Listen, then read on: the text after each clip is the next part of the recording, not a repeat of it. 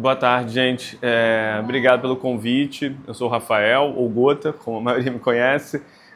Queria agradecer aqui o convite, agradecer também à Prefeitura do Rio de Janeiro e à Integração Metropolitana, que são patrocinadores e apoiadores do programa de capacitação e integração de lideranças sociais. Beleza? Não sei se alguém aqui tem algum tipo de limitação visual, então vou fazer uma descrição física minha rapidamente. Eu sou um homem negro, algumas pessoas podem me ler como um homem pardo, vamos dizer assim, mas eu me reconheço como negro. Tenho um cabelo castanho, está um pouco esvoaçado, porque o ventilador já tirou um pouco da arrumação dele. Estou com uma barba cada vez mais branca, a pandemia foi muito responsável por isso.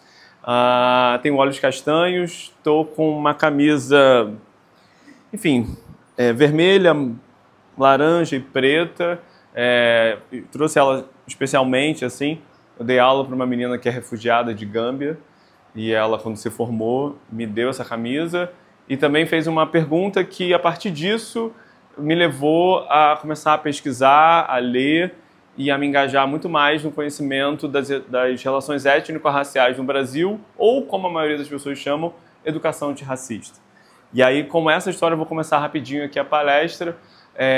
Essa refugiada, ela começou a ter aula comigo no colégio que eu dou aula, que é numa escola privada aqui no Rio de Janeiro, uma das, vamos dizer assim, mais reconhecidas escolas do Rio. E ela passou 4 anos com a gente. E aí, no final, quase formando, ela perguntou para mim, ela, enfim, muito agradecida, ela falou, obrigado pela chance, obrigado, aprendi muito e tal. Mas ela falou, Rafael, só que fiquei com uma dúvida sobre...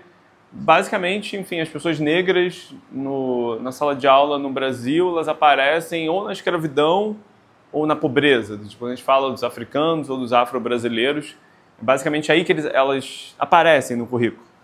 E isso foi lá em 2017 para 2018, e eu falei assim, a minha primeira resposta na real foi não, mas eu falei depois, não, sim, você tem razão.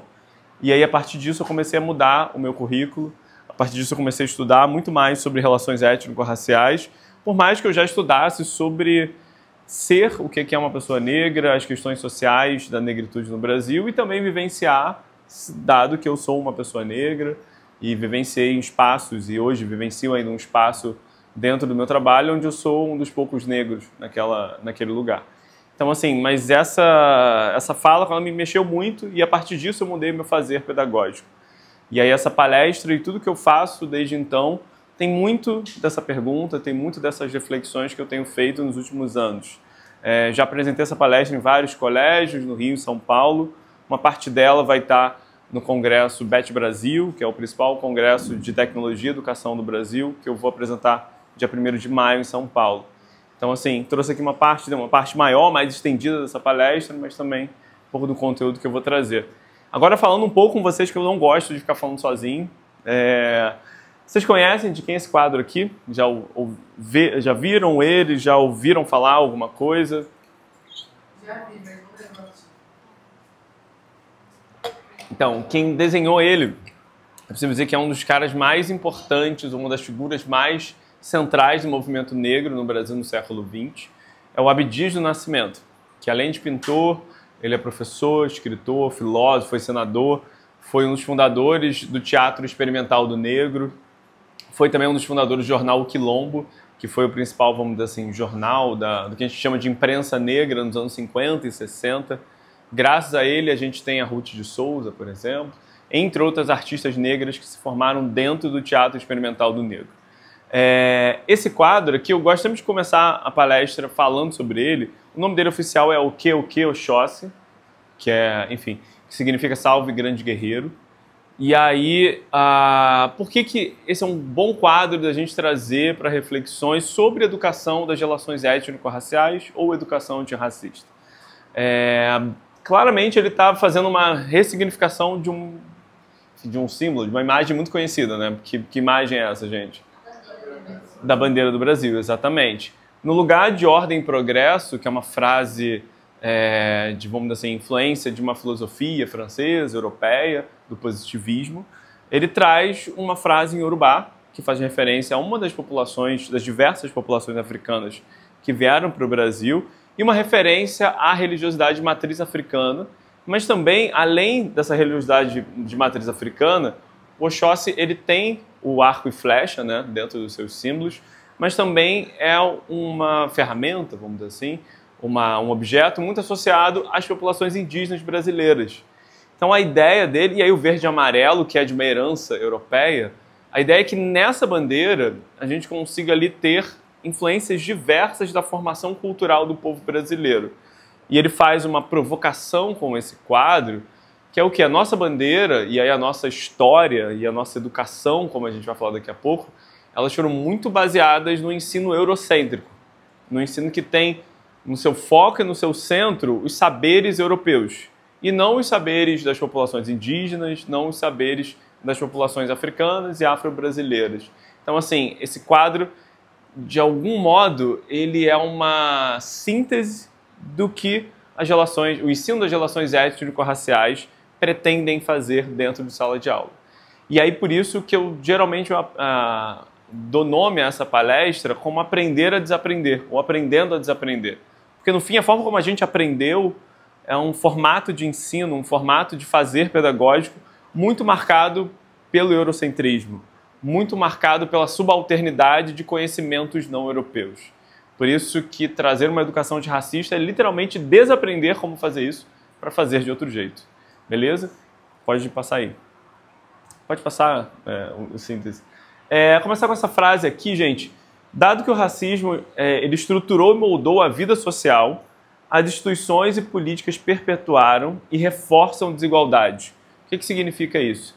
Dado que o racismo brasileiro é um racismo institucional, estrutural e recorrente em vários espaços, as instituições, e aí quando a gente fala instituições no caso de ensino, as escolas, né, universidades, etc., elas reproduzem esses vieses ou esses estereótipos raciais ou essa subalternidade que possa estar associada a essas populações. Então não significa que essas instituições elas são propositadamente racistas, mas elas foram baseadas e elas estão dentro de uma lógica que não valoriza essas minorias e valoriza especialmente os saberes europeus. Por isso que a escola também é um espaço de reprodução de racismo. A Ruth Bert, que é uma intelectual brasileira, socióloga, historiadora, ela fala que se descobriu, ela tem uma frase no livro dela que ela fala que ela não se descobriu negra. Ela foi acusada de ser negra na escola. E aí ela fala, a história é basicamente que eu cheguei na escola com 7, 8 anos e alguém quis me ofender me chamando de negra, de negrinha. E ela se descobriu negra naquele momento, porque dentro da família isso não era uma questão.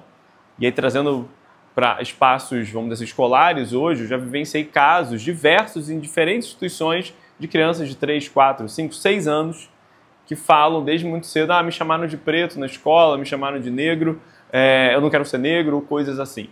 Então, assim, isso começa desde muito cedo. Beleza? Pode passar aí, Carlinhos.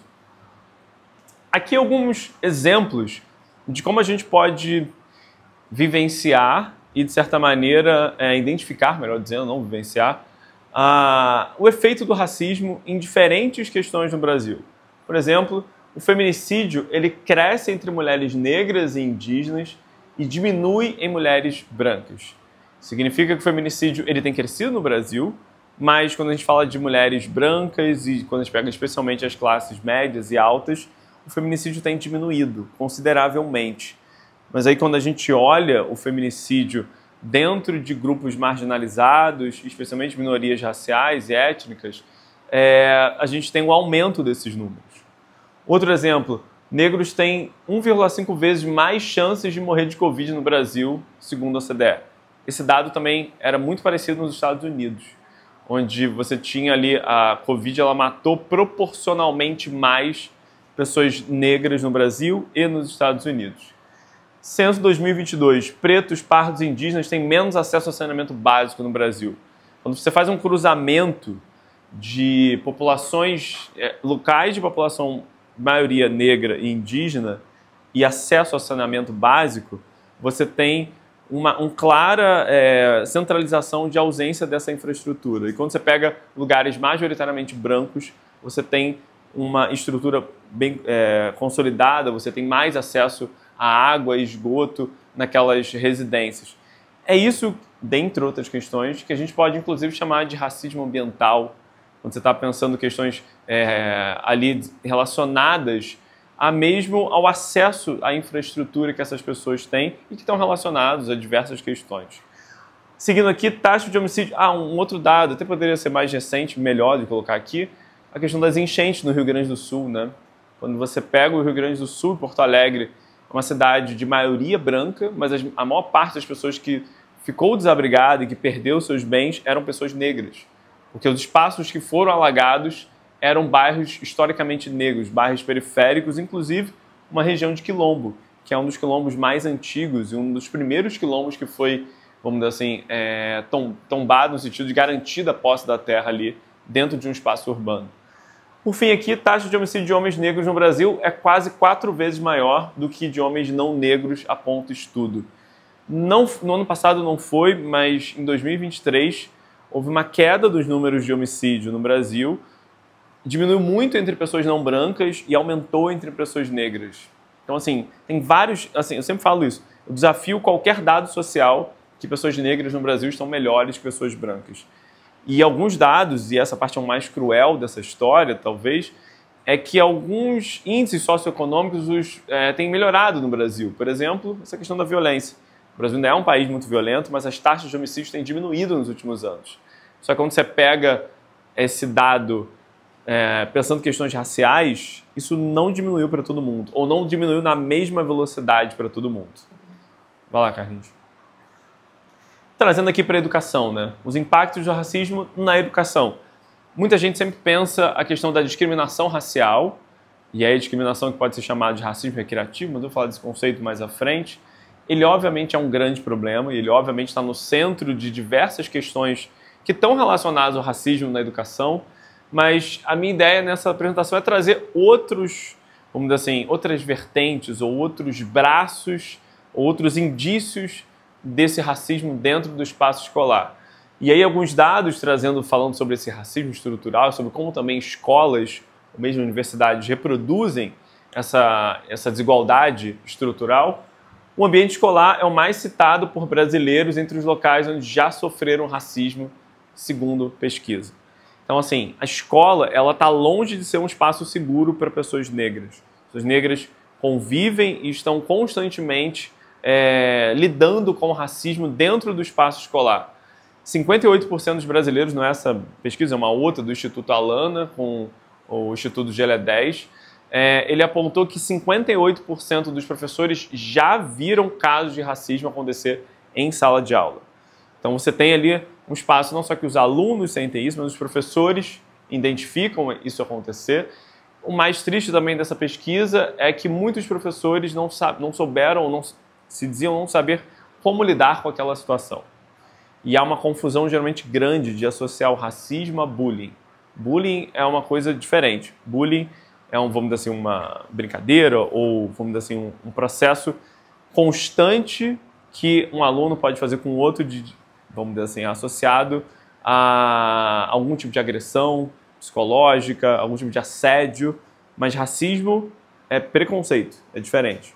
Racismo, associar e confundir o bullying ao racismo é um erro, é incorrer em erro. Uma pessoa que comete racismo, ela comete um crime segundo as leis brasileiras. Isso não é bullying. Então, assim, é bom fazer essas diferenças. Por fim aqui, desigualdade entre brancos e negros no ensino vai da alfabetização à universidade. Uma vez eu coloquei esse dado numa apresentação e uma pessoa da plateia perguntou: mas esse dado não acaba reforçando teorias racistas que, por exemplo, pessoas negras ou pessoas brancas, pessoas negras são inferiores intelectualmente em relação a pessoas brancas? Uma pessoa pode olhar esse dado e pensar dessa forma, mas é uma forma, além de errada, reducionista e preconceituosa, totalmente fora da realidade. O que explica isso daqui? Isso aqui é explicado por uma série de questões relacionadas à renda, relacionada a acesso a escolas privadas, vamos dizer assim, com uma performance muito alta, e outras escolas públicas, a gente pode acabar encontrando, por exemplo, a ausência de professores, a ausência de infraestrutura, a ausência de condições básicas, às vezes, questões relacionadas, por exemplo, à violência, que acabam impedindo ter aula durante os 220 dias letivos, Além do que eu vou falar aqui também, que é o próprio currículo, que em algum nível é o foco da apresentação. O currículo, ele é embranquecido. O currículo, ele valoriza, e aí voltando à frase dessa aluna, o currículo ele valoriza saberes eurocêntricos e embranquecidos.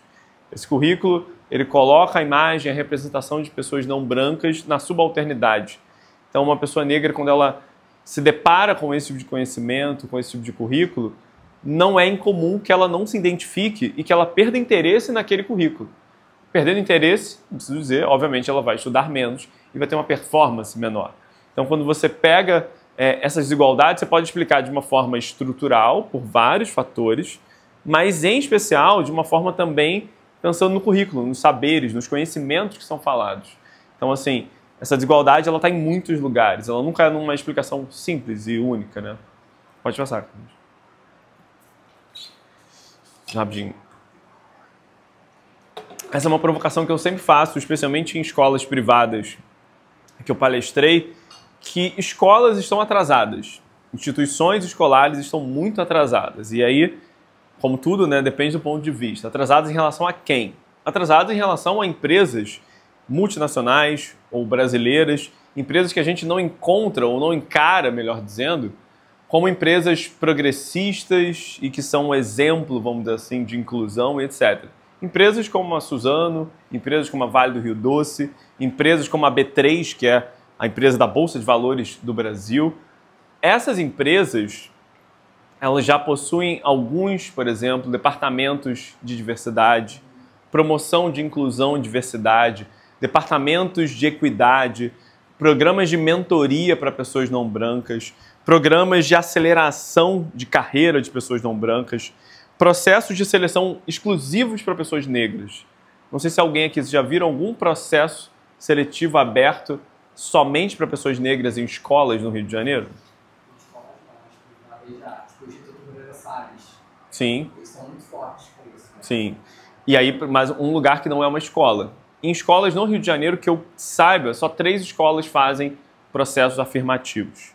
Quando você pega a média de grandes empresas, e aí estou falando de empresas com acima de 1.000 funcionários, você tem um nível de 25%, 30% de empresas que fazem processos afirmativos para pessoas negras, PCDs, mulheres, pessoas trans, e aí vai variar, né, de acordo com cada empresa e a cada política afirmativa. Mas, de modo geral, a gente não está falando que as escolas estão atrasadas em relação a empresas progressistas. A gente está falando de empresas, vamos dizer assim, que também muito capitalistas, no sentido de visar o lucro, empresas que estão engajadas num mercado multinacional, mas que ainda assim são bem mais progressistas do que os espaços escolares atualmente no Brasil.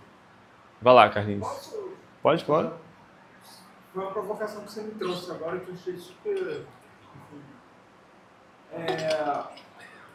Quando a gente fala a nível de empresa, a gente sabe que muitos desses processos vêm com uma espécie de controle social, uma tentativa de fazer um black marketing para atrair, falando de black money, mas assim, no mínimo do marketing.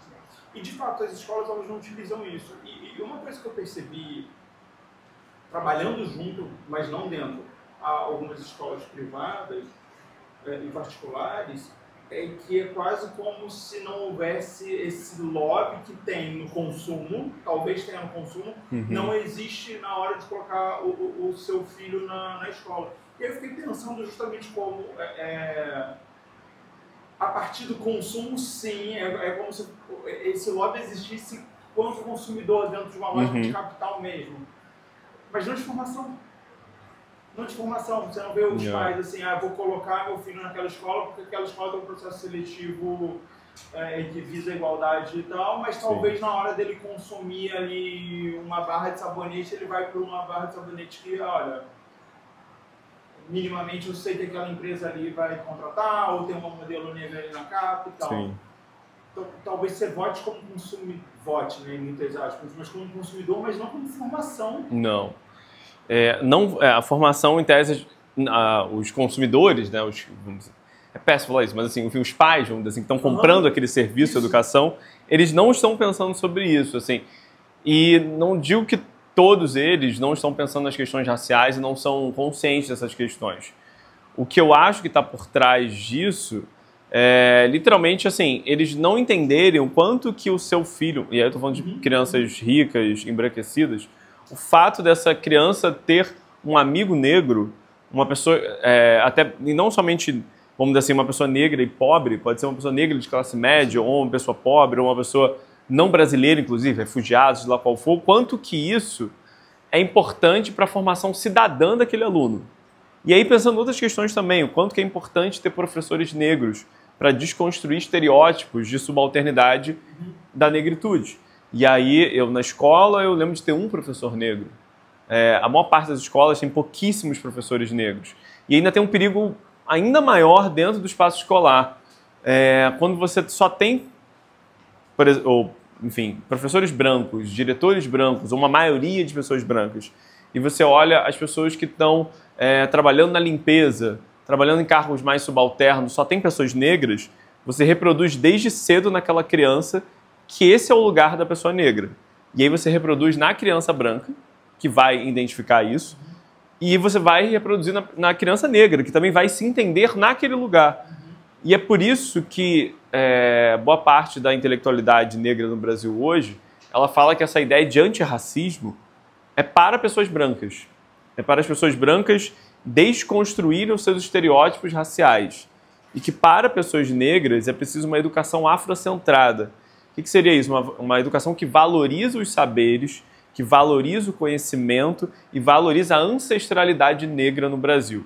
Para criar uma autoestima dentro desse indivíduo que consiga, a partir disso, desconstruir estereótipos. Mas a ideia de antirracismo seria um antirracismo para pessoas brancas desconstruírem esse preconceito e discriminação construído ao longo do tempo. Mas concordo absolutamente, Pedro. Sim. Pode seguir, Carlinhos.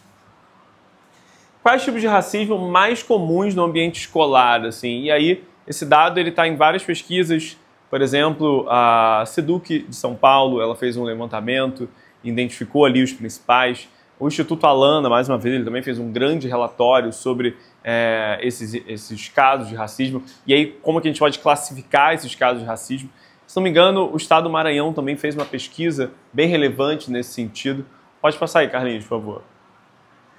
Tipos de racismo. Racismo recreativo, e eu diria que esse talvez seja um dos mais fáceis de explicar, porque ele é um dos mais comuns da gente identificar no cotidiano das relações.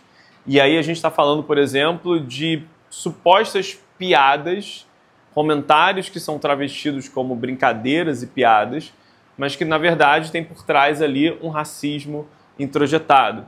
E aí um caso sempre, enfim, passa sempre na imprensa, etc., por exemplo, jogadores de futebol brasileiros que sofrem algum tipo de ofensa em estádios europeus, às vezes na Argentina, ou mesmo no Brasil também.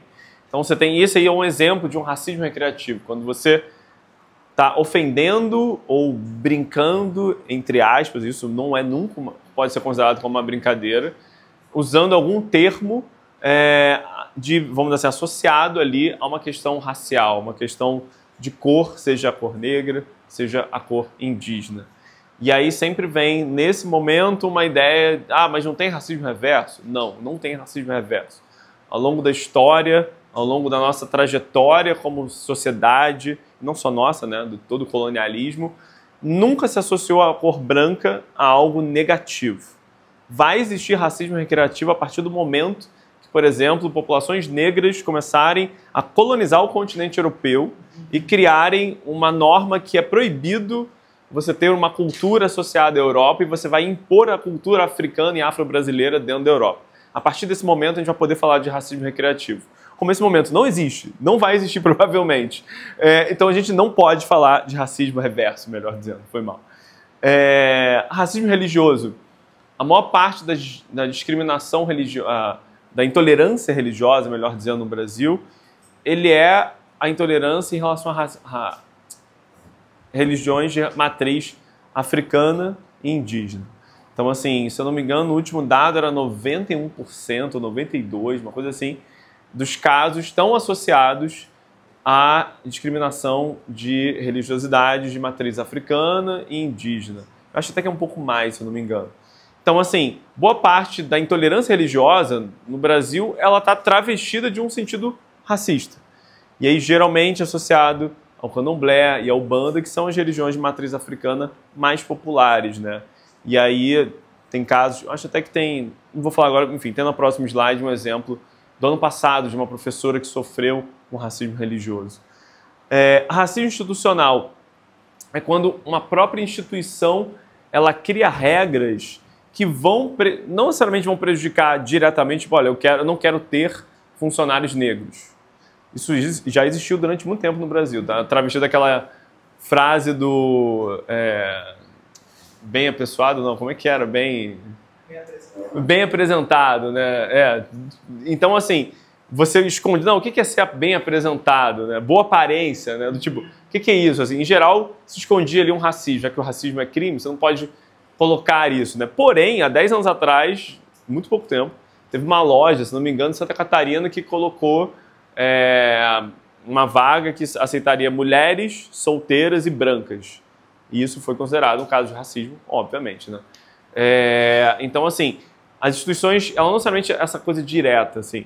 Quando a instituição faz uma regra, por exemplo, eu sou uma escola em Ipanema e eu só vou aceitar professores que morem na zona sul do Rio de Janeiro, não pode ser de comunidades, eles têm que ter, por exemplo, uma experiência internacional. Isso tudo vai criando barreiras, né?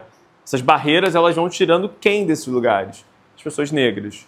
Ou do tipo, eu não vou aceitar alguém que veio de uma instituição privada de ensino, tipo uma faculdade privada. Só vou aceitar pessoas que vêm dessa universidade, daquela universidade. E quando você olha antes das cotas, especialmente, você tem ali a maior parte das pessoas eram pessoas brancas de elite. Então você tem regras, algumas normas e políticas de uma instituição que acabam sendo racistas, porque elas acabam excluindo pessoas negras daquele espaço. Ou mesmo, por exemplo, não vai aceitar pessoas de religiosidade de matriz africana. Tem alguns rituais, por exemplo, que estão associados a essas religiosidades. E se você, dentro do seu espaço, você não puder manifestar aquilo ali, você acaba sofrendo um processo também de racismo institucional. Fala aí, Pedro. Uma coisa que a gente vem percebendo dentro da nossa esfera de atuação é o inglês avançado e pacote Office avançado em carreiras que claramente você não vai usar o inglês vai ser muito instrumental se precisar, você não vai precisar do Office além do Word. E isso não passa como racismo quando você olha pela primeira vez, parece que é apenas uma... Mas a gente sabe que é um filtro, um gargalo enorme que você acomete, porque é aquilo, você não vai ser acusado, você vai ser no máximo acusado de querer um certo elitismo ou sei lá, uma certa formação específica, mas se essa formação não está vinculada à carreira, você está usando ela somente como linha de corte. Sim, com certeza. Sim. E a gente corre atrás, né? É mais fácil a gente correr atrás de tentar conseguir fazer formação de inglês e de pacote Office, enfim, para as nossas lideranças, do que para tentar lutar contra isso, porque é um racismo invisível. Sim, com certeza. Sim. Algumas instituições, assim, elas que querem promover vagas mais inclusivas, elas, além de fazerem processos afirmativos, elas colocam, vamos dizer assim, essas barreiras, elas identificam essas barreiras. O que está fazendo com que eu empregue menos pessoas negras? É o inglês avançado? Você faz, por exemplo, um processo seletivo que você indica ali que o inglês avançado é importante, às vezes nem é tão importante, mas às vezes pode ser, e você dá um espaço de tempo para aquele funcionário desenvolver. Então, assim, olha, eu vou te pagar um programa de mentoria ou de aceleração de carreira, onde aqui dentro você vai conseguir estudar, ou eu vou te dar um salário e você fora faz isso. Então, assim, você consegue romper um pouco essas barreiras, mas são poucas instituições que fazem e pensam sobre isso, com certeza. Seguindo aqui, gente, pode falar, foi mal. Uma dúvida, uma ligação a esse pensamento dessa questão institucional, eu meio que liguei com a questão de propriedade privada. Quando repercute um caso desse tipo de lojas, meio que transcrevendo essa política racista, não teria uma lógica capitalista por trás também, tipo, falando, que eu sempre vejo repercutindo nos comentários falando, mas é um ambiente privado, então ele pode decidir o que ele quer. Então, essa política, então, tipo, talvez uma lógica neoliberal ali por trás. Esse pensamento, Também reforçando. esse pensamento que passa pano, vamos dizer assim, ele é uma lógica claramente neoliberal, uma ideia de liberalismo exacerbado, vamos dizer assim, mas é racismo. Tipo, existe uma lei nacional, você não pode excluir alguém. É tipo eu tá bom, vamos pensar questões raciais. Ah, eu não vou empregar mulheres no meu trabalho, eu só quero homens. Isso é discriminação. Eu só vou empregar pessoas hétero. Isso é discriminação. Então, assim, você não pode excluir alguém por um marcador social. Isso é considerado uma discriminação, de fato. É que eu vejo que, por exemplo, as pessoas realmente elas comentam indo por esse lado. Tipo, falar, mas é uma empresa, ela decide as leis dela. Tá errado da mesma forma. Sim, com certeza. Sim. Outra coisa que é a exigência de foto no currículo, que não existe essa exigência de foto no currículo, não deve-se ter foto no currículo. Sim. E você sabe que a partir do momento que você coloca uma foto no currículo, você consegue fazer uma peneira de seleção que sempre vai para um lado e não para o outro. E tem um outro fator agora que é o vídeo, né? Que as pessoas pedem para mostrar um pouco da sua desenvoltura. E até pode ter esse lugar, mas também é nesse momento que muitas pessoas negras acabam perdendo aquele processo seletivo, né? E aí a parada mais doida, assim, é uma pesquisa da Bloomberg que ela fez com... tem várias ferramentas de AI agora que fazem processos seletivos, né? Tipo, você aplica lá, acho que a mais famosa no Brasil é o Goop, que está muito comum no LinkedIn, entre outros lugares. Então eles usam uma ferramenta de AI que é baseada no ChatGPT. Mas aí você vai lá, você aplica o seu currículo e aí tem lá uma pré-seleção com alguns critérios que a empresa pede e aí esses currículos são selecionados.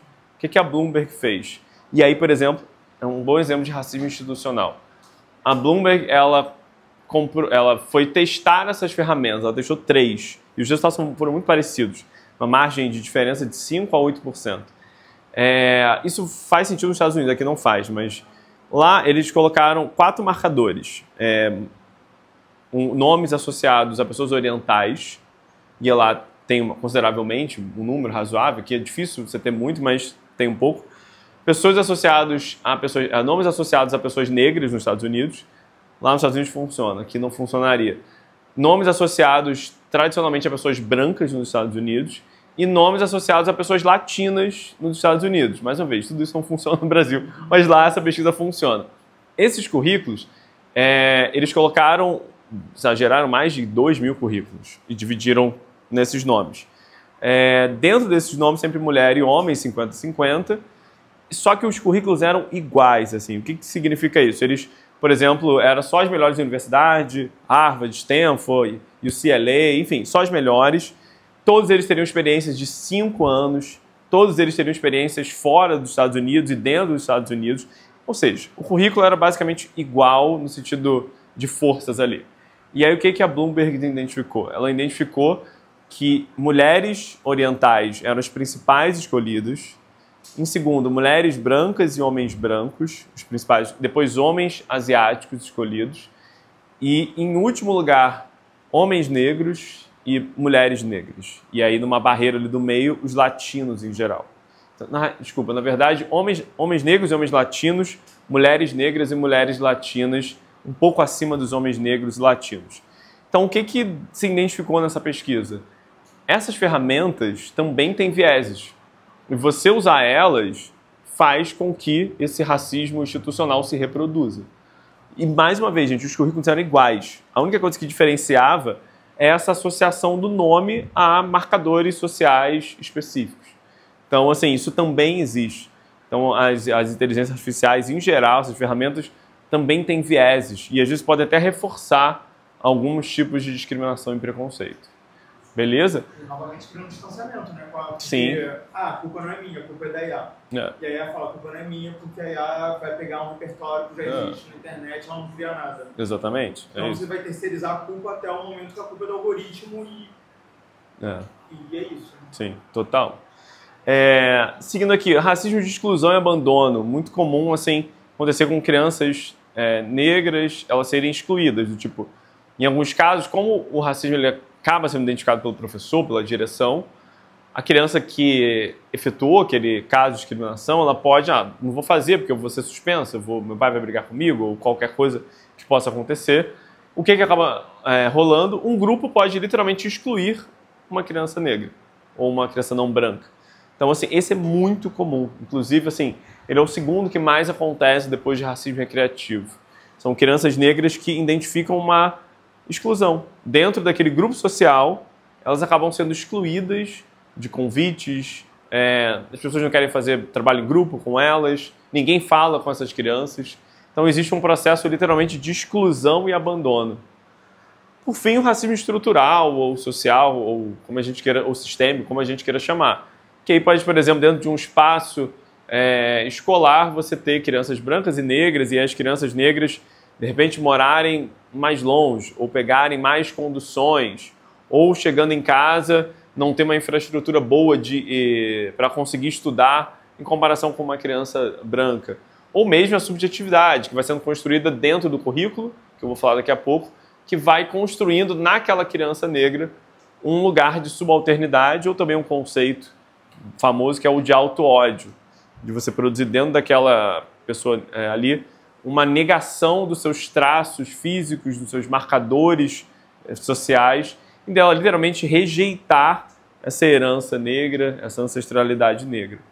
Beleza? Pode seguir aí, Carlinhos. Alguns exemplos. Crianças negras recebem punições mais severas nas escolas porque são vistas como menos inocentes, mostra relatório britânico. Isso daqui é um exemplo de um racismo institucional. Não existe uma regra na escola que fala que as crianças negras têm que ser mais punidas. Não existe essa política dentro dessas escolas. Mas o que acaba acontecendo é que a subjetividade, o estereótipo racial acaba, enfim, que aquele professor tem, ele acaba punindo mais severamente crianças negras, o que acaba produzindo um processo de exclusão maior daquelas crianças negras. Tem nos Estados Unidos uma pesquisa que associou que crianças negras são mais classificadas com transtorno opositor, agora eu esqueci o nome. TOD, exatamente. Nos Estados Unidos elas são mais classificadas assim, o que leva a uma marginalização e uma certa estereotipação daquele... Estereotipação tá certo, né? Estereotipação daquele indivíduo desde cedo. E em muitos casos, essas mesmas crianças identificam no futuro que elas não têm TOD. O que elas têm é outra coisa. Pode ser hiperatividade, pode ser qualquer outra questão neurodivergente, ou não tem nada. Mas elas foram rapidamente classificadas e diagnosticadas pelos professores dessa forma. Então você tem várias... O racismo ele se impõe em várias formas, das mais às menos sutis, dentro do espaço escolar. Seguindo aqui, é que eu não estou conseguindo ler ali. Escola vestiu meu filho de macaco, denunciei racismo e fui processado. Exatamente. Aqui um exemplo de um racismo recreativo também, ali de uma escola que vestiu uma criança de macaco. Também pode ser associado ali uma ideia de racismo estrutural também. Aqui, estudante é vítima de racismo em troca de mensagens de alunos em escolas particulares na Zona Sul do Rio de Janeiro. Racismo recreativo, e esse aqui é um dos tipos de racismo que tem mais crescido, que até eu tenho que mudar ali, inclusive, que é o cyberbullying, né? O bullying racista dentro de, vamos dizer assim, de tecnologia, dentro de espaço digital, né? Seja por vídeos, seja por fotos, seja em grupos de WhatsApp. Esse foi aquele caso que teve na pandemia, no Colégio Franco-Brasileiro, aqui no Rio de Janeiro. Eu acho que a menina era filha de um embaixador, se eu não me engano, de um país africano, e ela foi xingada num grupo de WhatsApp de alunos. Aqui, por fim, professora denuncia ter sido apedrejada por intolerância religiosa na Bahia. Essa professora ela foi fazer um trabalho para apresentar diversas religiões, entre eles o candomblé. E ela é uma mulher candomblecista. E aí ela falou sobre a religiosidade dela, falou sobre orixás. E aí ela já tinha feito isso antes e já tinha tido problemas com algumas famílias que acusaram ela de estar, enfim, qual foi o termo que ela usou, mas um termo que estivesse catequizando ou evangelizando em sala de aula, e ela explicou que não, que era dentro de um espaço, de um lugar de pesquisa e conhecimento. Só que nesse dia os próprios alunos agrediram ela. Ela foi apedrejada, e se eu não me engano, não sei como é que ela está hoje, mas eu lembro que há 2 meses atrás mostrou uma matéria que ela não conseguia voltar para a sala de aula. Ela estava traumatizada. Então, ela estava ainda hoje afastada porque ficou o trauma, enfim, as feridas obviamente passaram, mas ficou o trauma dessa situação. Vai lá, Carlinhos. Epistemologia, uma palavra um pouco estranho, um pouco difícil, mas pode passar aí, Carlinhos. Tentando de uma forma bem rápida, e aí eu vou falar agora sobre o currículo, sobre como o nosso currículo escolar, de modo geral, sobre como a BNCC, ela é formada a partir de saberes eurocêntricos. E aí, quando a gente fala de epistemologia, é basicamente isso. É basicamente qual a lógica de saberes, crenças e conhecimentos que norteiam ou que dão base para uma cultura, para um currículo, para um formato, uma prática, um costume ou tradição cultural. Então, assim, quando a gente fala de epistemologia, a gente está falando quais são as bases, assim, pensando num prédio. A epistemologia basicamente é a estrutura daquele prédio. É o que consolida aquele prédio. O que você vai colocar dentro pode variar, mas a consolidação daquilo ali, aquele braço, aquela raiz, isso é a epistemologia. Basicamente os valores, saberes e tudo que a gente tem dentro do espaço escolar é um saber ocidental, é uma visão judaico-cristã, eurocêntrica da lógica, a forma até como a gente, por exemplo, senta aqui assim, nesse formato em carteiras, um formato, vamos dizer assim, de matérias que a gente divide, por exemplo, tudo isso são saberes eurocêntricos e dentro de um espaço de criação de conhecimentos que tem na sua raiz uma tradição europeia e não uma tradição indígena, não uma tradição africana ou polinésia ou qualquer outra nação que de outras regiões ou civilizações que a gente queira escolher. Beleza? Por isso que tem essa imagem aqui, tipo o carinha ali com essa coisa na cabeça. Basicamente o que norteia o comportamento dessas pessoas, as lógicas, os valores, isso seria epistemologia. Vai lá, Carlinhos. Até que ponto nosso trabalho está afetado pela colonialidade e pelo eurocentrismo? E aí, essa questão, essa reflexão, é momento para a gente pensar dentro de sala de aula até que ponto a nossa epistemologia ela é afetada pelas construções, pelos saberes criados a partir da colonização. E que saberes são eles? Saberes eurocêntricos. Saberes que pegam dentro dessa tradição judaico-cristã europeia a forma como a gente entende o que é estar bem vestido, o que é ser um bom aluno, o que é uma sala arrumada também, o que é uma atividade, vamos dizer assim, que você vai passar em sala de aula, quais são as matérias que você vai passar, de que forma você vai passar. Tudo isso é basicamente feito dentro de escolas a partir de um olhar eurocêntrico e de uma epistemologia eurocêntrica. Ok? Vai lá, Carlinhos. Eurocentrismo, de uma forma bem resumida, é pensar assim, a lógica que a gente basicamente tem uma visão de mundo, que ao invés de ser uma visão de mundo que tem saberes asiáticos, tem saberes africanos, saberes indígenas, ela é uma lógica de mundo que está baseada em saberes eurocêntricos.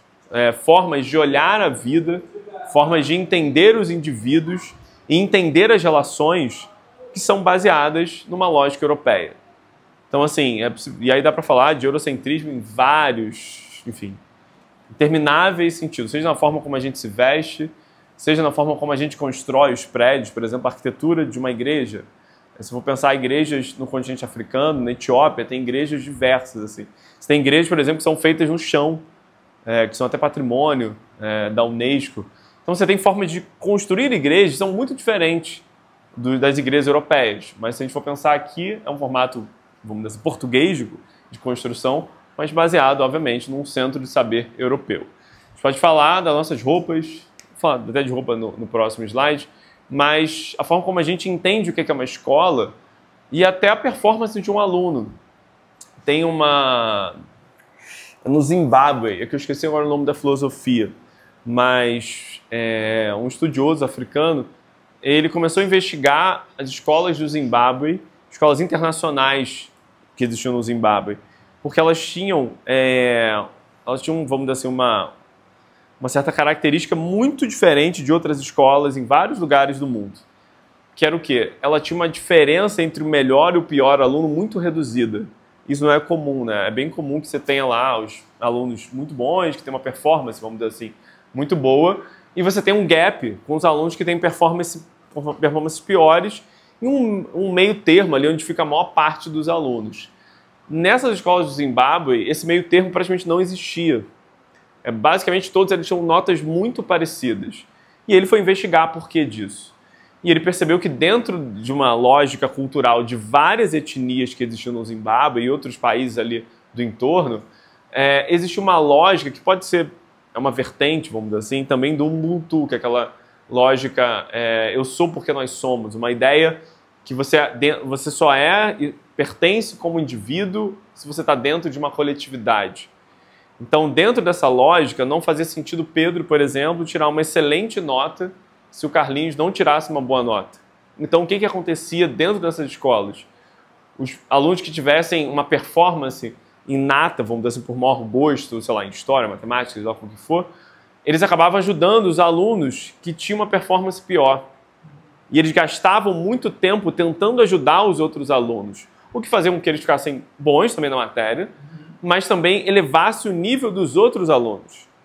Então, assim, dentro de uma lógica acadêmica, educacional, pensando na performance, até neoliberal, você olha para o indivíduo, assim, eu sou bom, eu tenho que tirar uma nota boa para tentar uma vaga numa universidade, para ter um bom trabalho. Dentro da lógica cultural dessas populações, não faz sentido. Então percebe como a mesma forma como a gente olha um bom aluno é diferente. E é engraçado que muitos desses alunos que tentavam ajudar o outro, eles eram vistos como agitados e bagunceiros. Porque no fim, eles estavam tentando ali, ao invés de seguir e fazer, vamos dizer assim, uma atividade, ele estava toda hora voltando aqueles outros amigos que não estavam conseguindo. E aí, às vezes, até dando uma lógica, deixa ele vai conseguir fazer sozinho. Isso acabava atrapalhando a sala. Então, é um estudo bem interessante.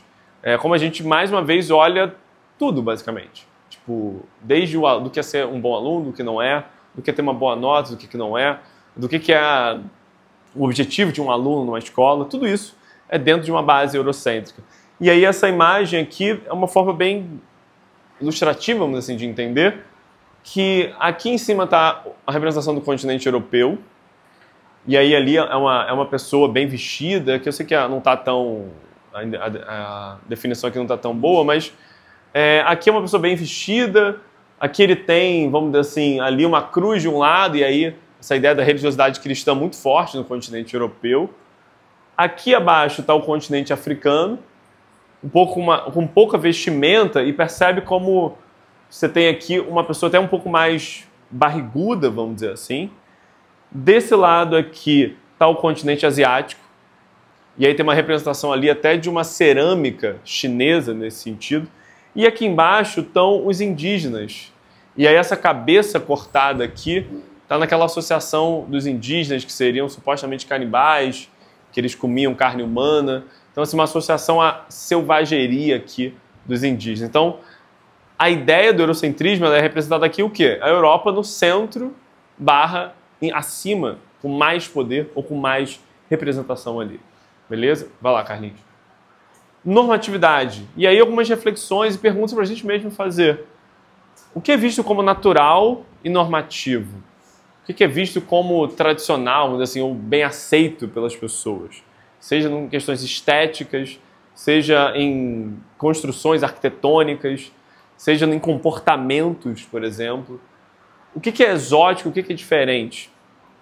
Por que, por exemplo, isso daqui é visto como exótico? Por que uma representação, uma pintura num rosto é visto como exótico, mas se você faz uma tatuagem, isso não é necessariamente exótico, sabe? Não faz sentido nenhum. Por que não é exótico você andar de terno e gravata no Rio de Janeiro e é exótico você talvez ter uma roupa mais próxima às roupas que os indígenas usavam e usam atualmente em alguns casos? Porque é sempre bom pensar os indígenas sobre isso. Um aluno sempre me perguntou, lá eles chamam de mister, né? Mister, lá eu vi um indígena, ele tava com camisa, com short, tem uma parada do Flamengo. Eu falei, por que ele não é indígena? Tipo, aí ele falou, por que ele não anda como indígena? Eu falei, cara, ele anda como indígena. O indígena pode usar a roupa que ele quiser. Você colocar os indígenas só com aquelas roupas estereotipadas que os europeus conheceram em 1500, é você literalmente congelar uma população imensa em 500 anos. Assim, tipo, eles não podem mudar, eles têm que ser igual àquela galera em 1500. Então, se for pensar isso, vamos botar os europeus de armadura, tem que ficar daquele jeito que eles andavam lá em 1500, assim. Então, assim, não faz o menor sentido. Inclusive, hoje, no Brasil, existem mais indígenas morando em cidade, são 57%, 56%, do que em áreas de aldeia.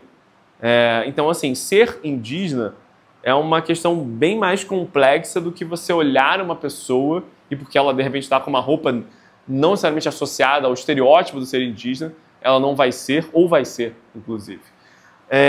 O que tem lugar de tradição e o que possui lugar de folclore. A gente geralmente olha os saberes africanos e indígenas como um lugar de exótico, de fetiche, de folclore. E o europeu não, o europeu é o normativo. Tipo, é o que a gente chama de branquitude. É o que não precisa ser classificado. E aí pensa, por exemplo, você tem lá o movimento modernista. Você não fala movimento modernista branco. Mas quando você fala, se for falar de um modernismo negro, você precisa marcar teatro negro, arte negra, modernismo negro, vamos dizer assim, literatura negra, literatura indígena. Você tem que fazer aquele marcador, porque a norma, historicamente no Brasil, ela sempre foi branca.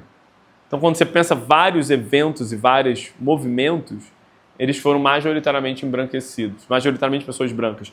E as pessoas negras que participaram, muitos momentos foram apagadas. No caso, por exemplo,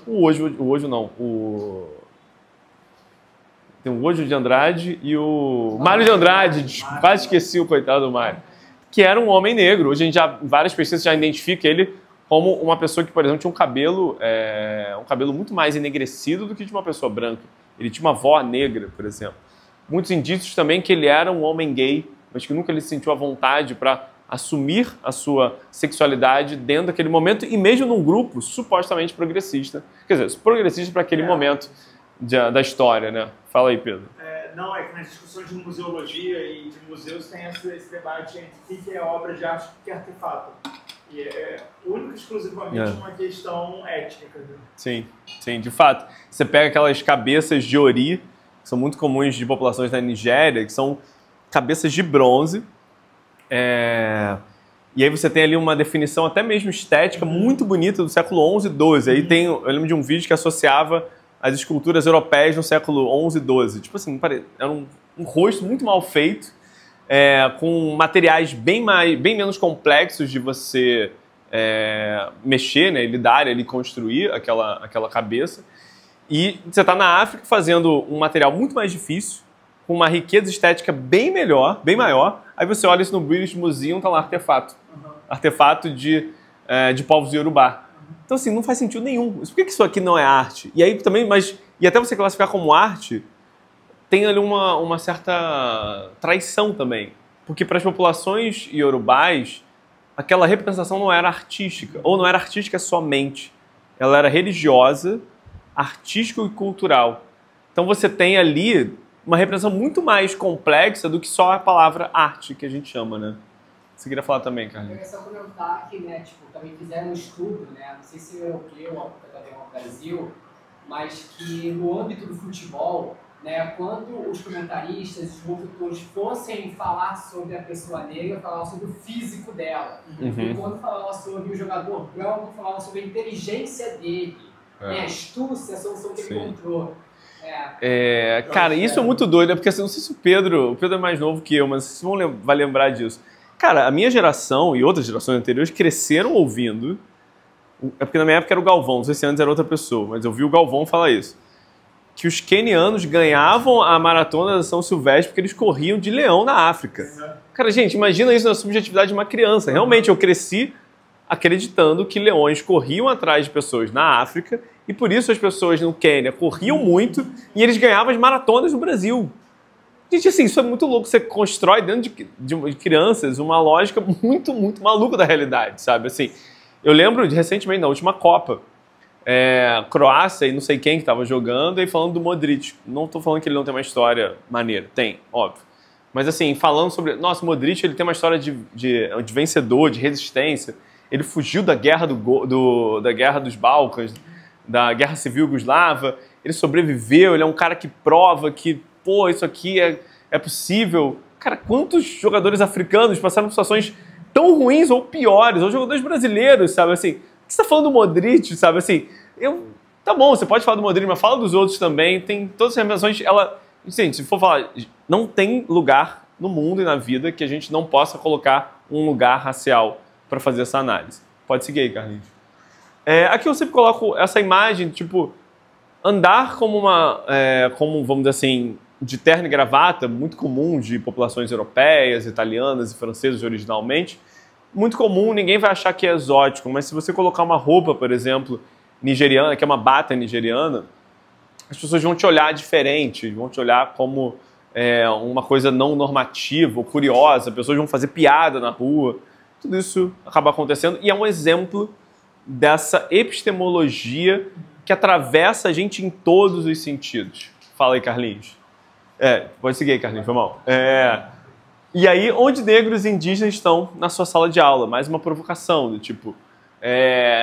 onde que dentro dessa lógica de epistemologia aparecem as pessoas negras? E aí eu volto à frase lá da minha aluna, que ela passou 4 anos com a gente e ela identificou que as pessoas negras ou africanas estavam na pobreza, na escravidão, em lugares... E até mesmo, e muitas vezes eu tentava... Gente, olha, o racismo é muito forte no Brasil, veja a pobreza, a desigualdade social, e isso até potencializava, de certa maneira, no imaginário, aquela pobreza e a subalternidade que seria a realidade dessas pessoas negras no Brasil. Vai lá, Carlinhos. E trazendo um conceito da Sueli Carneiro, que é uma intelectual negra brasileira, pode passar aí porque ela vai aparecer aqui no próximo, que é epistemicídio. É uma, vamos dizer assim, uma associação ali com a epistemologia, e ela fala que no Brasil existiu um epistemicídio. E aí, cídio, né? Episteme vem de, enfim, epistemologia, e cídio vem de homicídio, de você ter ali a morte, né? Então, o que ela fala que existiu no Brasil? Um processo literalmente de apagamento, de epistemicídio dos saberes africanos e indígenas no Brasil. Então foi uma construção de sociedade, uma construção de religiosidade, uma construção de cultura, uma construção de arquitetura, uma construção de escola que foi eurocêntrica e não é só majoritariamente eurocêntrica, é literalmente que ao longo do colonialismo tentou se apagar e dizimar os saberes africanos e indígenas no Brasil. Eles não foram apagados na sua completude. Só para citar, enfim, a gente tem escolas de samba, a gente tem o próprio samba como manifestação cultural, a gente tem o candomblé, a gente tem tradições culturais, a gente tem uma série de questões que resistiram a essa ocupação. O português que a gente fala é um português muito diferente do português que se fala em Portugal. A Leila Gonzalez, que é uma outra intelectual muito importante no movimento negro brasileiro, ela fala que a gente fala pretuguês, que é um português bem mais assim com influências afrocentradas. Então você tem uma coisa que hoje é mais incomum, mas minha avó falava assim, ela não conseguia falar Flamengo, ela falava Flamengo, Fluminense. Essa mudança do R pelo L é muito comum em populações banto. Eles não têm o som do L. Então, para essas populações negras, e minha avó era uma mulher negra, esse som do L era muito difícil. Então, na real, se confundia. Uma outra característica desse português é do tipo, você não vai não, né? Tipo, você fazer os dois não, porque não faz sentido. Tipo, você colocar 2 nãos numa mesma frase. Mas essa é uma representação, uma influência muito forte também de populações banto no Brasil. Várias palavras nossas são de origem do quibundo, que é uma das línguas mais populares de Angola. A própria palavra quilombo, por exemplo, samba. Eu lembro sempre de uma entrevista que é maravilhosa. Ela falou assim, pô, a gente fala bunda, né? Tipo assim, olha que coisa horrorosa se chamar de traseiro. Tipo, ela falou, imagina você tá beijando um cara e ele falou, nossa, o seu traseiro é bonito. Tipo assim, se você, naquele momento você brocha ali, o termo não faz sentido, mas naquele momento você, tipo, não vai engajar, sabe assim? Aí você fala no Brasil, você tem bunda. Eu falei assim, uma influência africana. Tipo, as nossas palavras são muitas palavras de origem africana. O nosso português é muito diferente do português de Portugal. Então, assim, apesar desse epistemicídio, a gente construiu muita resistência, se existem pessoas negras aqui no Brasil, e aí saberes negros, foi resistência. E se existem pessoas negras também, foi resistência. O Estado brasileiro, aí uma outra história, pode ter uma palestra sobre isso também, ele planejou que em 2011 não tivessem mais pessoas negras no Brasil. Não sou eu que digo isso.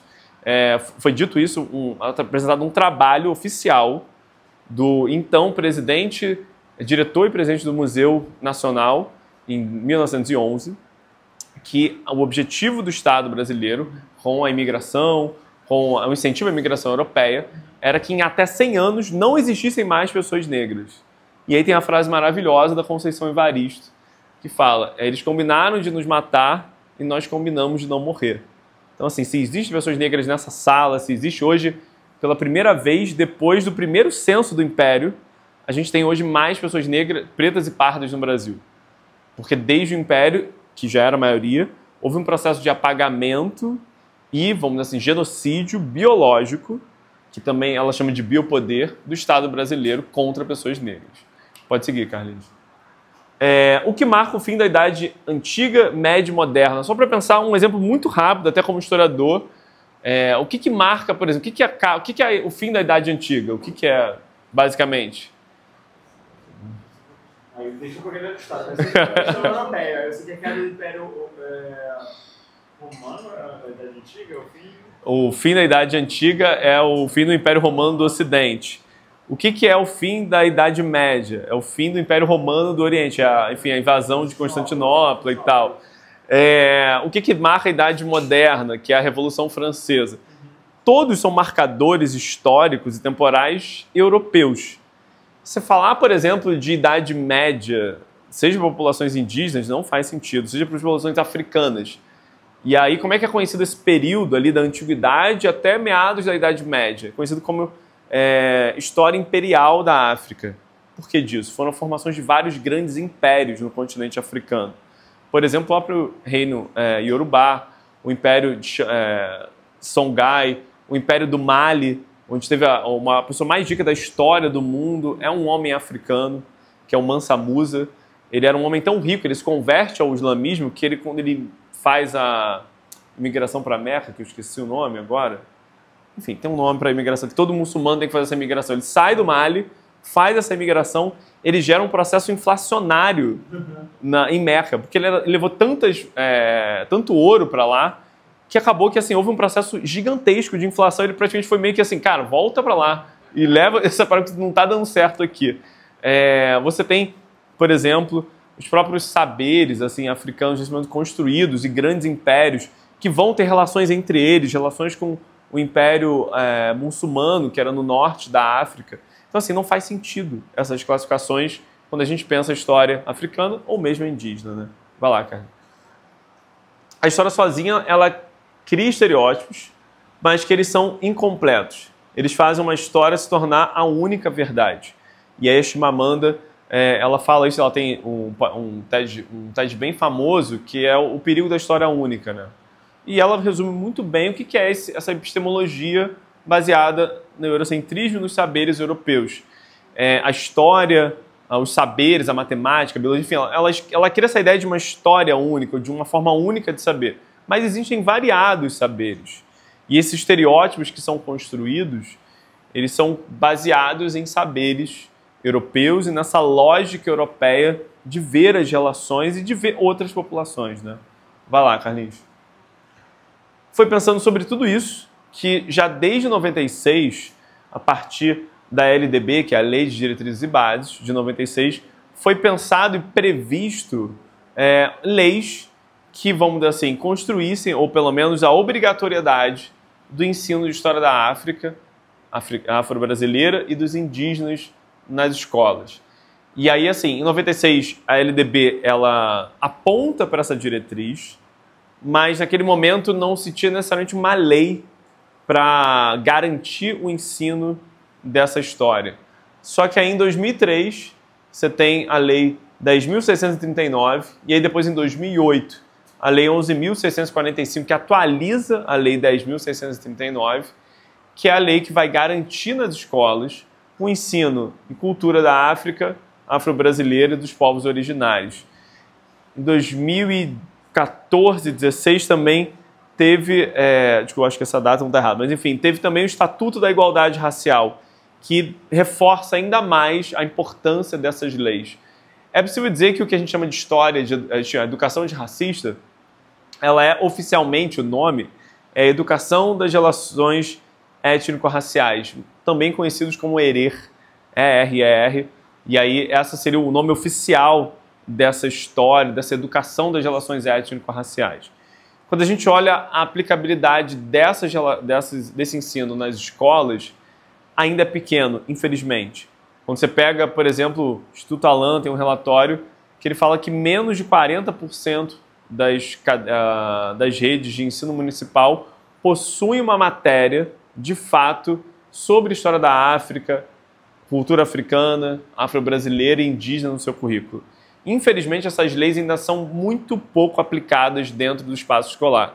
Tem várias explicações para isso, mas a principal delas é que os professores não são formados para ensiná-las.